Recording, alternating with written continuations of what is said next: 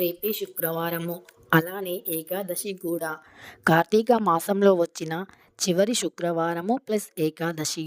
చాలా అంటే చాలా పవిత్రమైనటువంటి రోజు. ఈ రోజున ఎవరైతే స్నానం చేసే నీటిలో ఇవి కలుపుకొని చేస్తారో అలాంటి వారికి ఒంట్లో ఉన్న దరిద్రం, ఇంట్లో ఉన్న దరిద్రం పూర్తిగా తొలగిపోయి లక్ష్మీదేవి అనుగ్రహం ఖచ్చితంగా కలిగి తీరుతుంది. ఏకాదశి అంటేనే చాలా పవిత్రమైనటువంటిది. ఈ పవిత్రమైనటువంటి రోజు శుక్రవారంతో కలిసి వచ్చింది. ఏకాదశి అంటే విష్ణుమూర్తికి, వెంకటేశ్వర స్వామి వారికి, లక్ష్మీదేవికి చాలా ఇష్టం. ఈ కార్తీక మాసం అంటే శివకేశవులకి ఎంతో ఇష్టమైనటువంటి మాసం. ఈ మాసంలో వచ్చిన ఏకాదశి రోజున స్త్రీలు, పురుషులు ఎవరైనా సరే స్నానం చేసే నీటిలో ఇవి వేసుకొని చేయవచ్చు.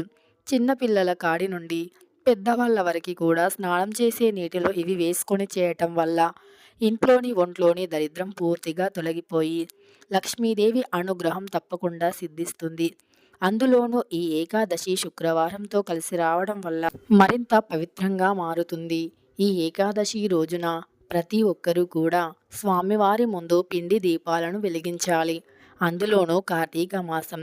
అలానే ఈ ఏకాదశి రోజున శుక్రవారం పూజలో దీపాన్ని వెలిగించిన తరువాత దీపంలో కొద్దిగా పచ్చకర్పూరం, ఒక్క యాలకు వేసి దీపాన్ని వెలిగించాలి.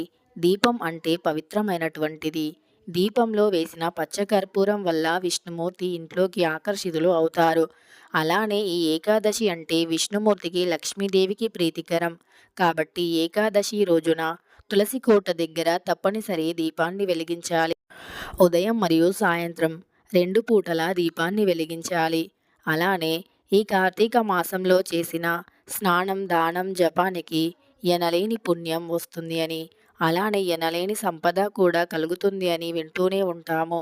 అంతేకాదు స్నానం వల్ల ఒంట్లోని దరిద్రం, బహిరంగ మలినత్వమే కాదు అంతర్గత మలినత్వం కూడా తొలగిపోతుంది. కొన్నిసార్లు అనేజీగా ఉన్నప్పుడు కావచ్చు, నరదృష్టి వల్ల, చెడు కన్ను వల్ల, దృష్టి దోషాల వల్ల, చెడు గాలి వల్ల ఇంట్లో ప్రతి ఒక్కరు కూడా అనేజీగా కావచ్చు లేదా బద్ధకంగా కావచ్చు ఉంటూ ఉంటారు. అలాంటి సమయంలో వెంటనే స్నానాన్ని ఆచరించాలి. ఆ స్నానం చేసే నీటిలో గుప్పెడు దొడ్డుప్పుని కూడా కలుపుకొని చేయాలి. ఇలా చేయటం వల్ల మీ ఒంట్లోని ఉన్న దరిద్రం, అలానే మీ బహిరంగంలో ఉండే అంటే మన బహిర్గతంగా ఉండేటటువంటి మలినాలు, అంతేకాదు స్కిన్ ఎలర్జీలు వంటివి కూడా తొలగిపోతాయని సాక్షాత్తు సైన్స్ కూడా నిరూపించింది. ఎందుకంటే ఉప్పు సముద్రంలో దొరుకుతుంది. ఉప్పు లవణత్వాన్ని కలిగి ఉంటుంది. లవణం అనేది మన చుట్టూ ఉండే నెగిటివిటీని తొలగిస్తుంది. అలానే లవణం అనేది మన శరీరం పై ఉండేటటువంటి దుమ్ము ధూళితో పాటు స్కిన్లో కలిగే కొన్ని ఎలర్జీలు, అలానే పింపుల్స్, దద్దుర్లు, లేజినెస్, దిష్టి దోషాలు వంటివి తొలగిస్తుంది. కాబట్టి ఎప్పుడైనా లేజీగా ఉన్నప్పుడు స్నానం చేసే నీటిలో గుప్పెడు దొడ్డుప్పుని కలుపుకొని చేయండి. ఇది చిన్నపిల్లలకు చేయించడం వల్ల కూడా వారి చుట్టూ ఉండే దృష్టి దోషాలు తొలగిపోతాయి. అలానే రేపు ఏకాదశి సందర్భంగా తులసి కొమ్మలు కోయకూడదు. తులసి చెట్టులో నీరుని పోయకూడదు. పాలు లేదా పంచామృతాన్ని మాత్రమే పోయాలి. ఎందుకు అంటే తులసి కోట దగ్గర ఉండేది లక్ష్మీదేవి, విష్ణుమూర్తులు. కాబట్టి ఏకాదశి రోజున విష్ణుమూర్తి, లక్ష్మీదేవి కఠినమైనటువంటి ఉపవాస దీక్షను పాటిస్తారు అని పురాణాలు వివరిస్తున్నాయి. కాబట్టి ఆ రోజు కేవలం స్వచ్ఛమైన ఆవు పాలను తీసుకొని తులసి కోట మొదట్లో పొయ్యండి. అలానే తులసి కోట దగ్గర ధూపాన్ని వేసి నైవేద్యంగా చిన్న బెల్లం ముక్కను లేదా ఆవు పాలతో చేసిన ప్రసాదాన్ని తులసి కోట దగ్గర పెట్టండి. అలానే తులసి కోట దగ్గర ప్రదక్షిణాలు చేయండి.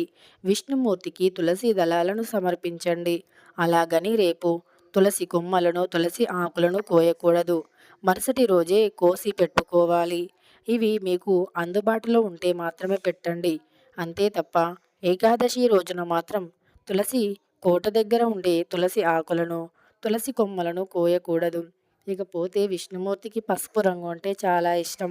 పసుపు రంగు దుస్తులను ధరించి పూజ చేస్తే మంచి ఫలితం కలుగుతుంది. అదేవిధంగా పసుపు రంగు పుష్పాలను సమర్పించండి. రేపు ఉపవాసాన్ని పాటించిన లక్ష్మీదేవి అష్టోత్తరాలను జపించినా, కనకదార స్తోత్రాన్ని జపించినా లేదా విన్నా సరే మంచి ఫలితాలు కలుగుతాయి. రేపు పసుపు నీళ్లను ఇల్లంతా చల్లాలి. ఇల్లు తుడిచే నీటిలో గుప్పెడు రాళ్ల ఉప్పుని వేయాలి. ఇకపోతే స్నానం చేసే నీటిలో మరి ఏది వేసుకొని చేస్తే లక్ష్మీదేవి కటాక్షం, విష్ణుమూర్తి అనుగ్రహానికి పాత్రలు అవుతారో తెలుసుకుందాం.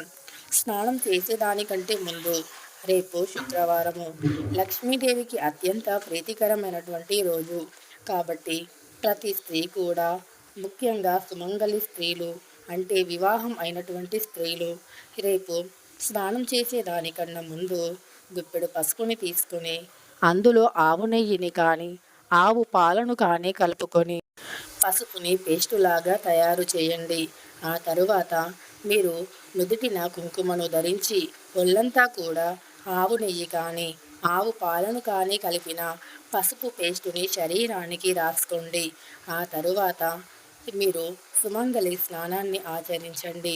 స్నానం చేసే నీటిలో 2 చుక్కల ఆవు పాలు, గుప్పెడు గల్లుప్పు, కొన్ని తులసి దళాలను వేసుకొని స్నానాన్ని ఆచరిస్తే గనక అది శుభప్రదమైన స్నానం, మంగళ స్నానంగా మారుతుంది. లక్ష్మీదేవికి శుక్రవారం రోజు పసుపు రాసుకొని స్నానం చేసిన ఆడవాళ్ళు అంటే చాలా ఇష్టం. అమ్మవారు అలాంటి ఆడవాళ్లను చాలా సులువుగా కరుణిస్తారు అని పురాణాల్లో చాలా స్పష్టంగా వివరించబడింది. కాబట్టి రేపు స్నానం చేసే నీటిలో ఇవి వేసుకొని స్నానానికంటే ముందు ఆడవాళ్ళు పసుపుని ఆవు నెయ్యి కానీ ఆవు పాలతో కానీ కలిపిన పసుపుని రాసుకొని స్నానం చేస్తే లక్ష్మీదేవి కటాక్షం సులువుగా సిద్ధిస్తుంది. అదేవిధంగా 2 చేతులకి తప్పనిసరి ఎరుపు రంగు లేదా పసుపు రంగు గాజులు ఉండాలి. అలానే స్నానం సమయంలో చాలామంది తమ యొక్క మాంగళ్యాన్ని తీసి పక్కన పెట్టి మరి స్నానం ఆచరిస్తూ ఉంటారు. కానీ రేపు ఎట్టి పరిస్థితుల్లో ఎలాంటి స్నానం ఆచరించకూడదు. స్నానం సమయంలో 2 చేతులకి ఎరుపు లేదా పసుపు రంగు గాజులు, మెడలో మంగళసూత్రం, నుదుటిన కుంకుమ ఉంచి అలానే ఒళ్ళంతా ఆవు నెయ్యి కానీ ఆవు పాలు కానీ తడిపిన పసుపుని ఒళ్ళంతా రాసుకుని స్నానం ఆచరిస్తే గనక ఖచ్చితంగా లక్ష్మీదేవి అనుగ్రహానికి పాత్రులు అవుతారు. ఇక మీ భర్త ఆరోగ్యంగా ఉంటారు. డబ్బు మిమ్మల్ని వెతుక్కుంటూ వస్తుంది. మీకు ఉండే నెగటివ్ ఎనర్జీ తొలగిపోతుంది. జీవితంలో ఏదైతే సాధించాలి, సంపాదించాలి అనుకుంటున్నారో ఆ ఉత్తేజం, కొత్త ఆలోచనలు మిమ్మల్ని విజయం వైపు నడిపిస్తాయి. రేపు తప్పనిసరి విష్ణుమూర్తి, లక్ష్మీదేవిని పూజించడం మర్చిపోకండి. తెలుసుకున్నారు కదా, రేపు స్నానం చేసే నీటిలో ఏది వేసుకొని చేస్తే అష్టదరిద్రాలు తొలగిపోయి అష్ట ఐశ్వర్యాలు సిద్ధిస్తాయో, లక్ష్మీదేవి అనుగ్రహంతో పాటు విష్ణుమూర్తి, పరమశివుని అనుగ్రహం కూడా కలుగుతుందో అని. ఇక ఈ వీడియో నచ్చితే గనుక ఒక లైక్ చేయడం మర్చిపోకండి. మరెన్నో ఇలాంటి వీడియోస్ కోసం మన ఛానల్ని సబ్స్క్రైబ్ చేసి పక్కనే ఉన్న బెల్ ఐకాన్ని నొక్కి ఆల్ ట్యాబ్ అని నొక్కండి. అలా నొక్కడం ద్వారా నేను పెట్టే మరెన్నో వీడియోస్ అన్నీ మీ ఫోన్కి ముందుగా నోటిఫికేషన్గా వస్తాయి.